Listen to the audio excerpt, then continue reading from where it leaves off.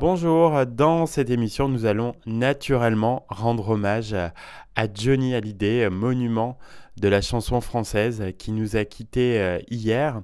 Parmi ses nombreux tubes, j'ai choisi Laura, chanson sortie en 1987, écrite et composée par Jean-Jacques Goldman.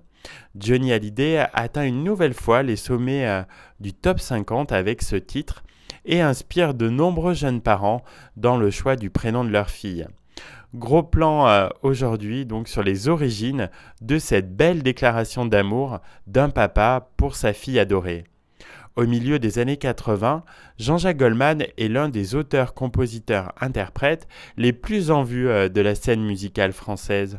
En 1985, son album non homologué est l'une des meilleures ventes du moment et contient de nombreux tubes comme Patois, Je marche seul ou Je te donne qui reste 8 semaines au sommet du top 50.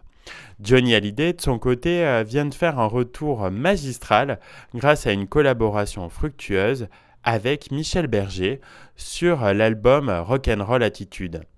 Après cet album de la Renaissance, comme le définissent les spécialistes du rocker, Johnny cherche un autre auteur-compositeur dont le talent se conjugue à l'ère du temps. Il songe tout naturellement à Jean-Jacques Goldman. La rencontre se fait entre les deux artistes grâce à Bernard Schmitt qui a réalisé ses clips vidéo et travaille aussi pour Jean-Jacques Goldman.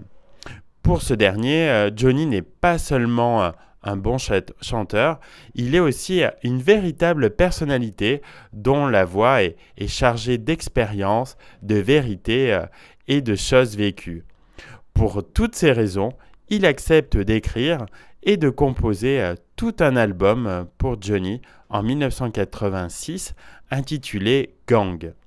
En travaillant à la préparation de ce disque, Jean-Jacques Goldman propose à Johnny plusieurs idées de chansons, et notamment une sur Laura, la fille du rocker, née le 15 novembre 1983, de son union avec la comédienne Nathalie Baye. Dans un premier temps, Johnny est un peu effrayé à l'idée d'avoir une chanson sur sa fille, mais ne doutant pas du talent de Goldman, il accepte d'écouter sa proposition en mettant une condition, qu'il puisse intervenir sur le texte.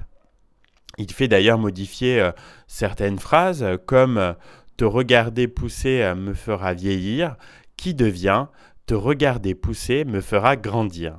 Autre retouche, il fait ajouter tu m'inventes un avenir.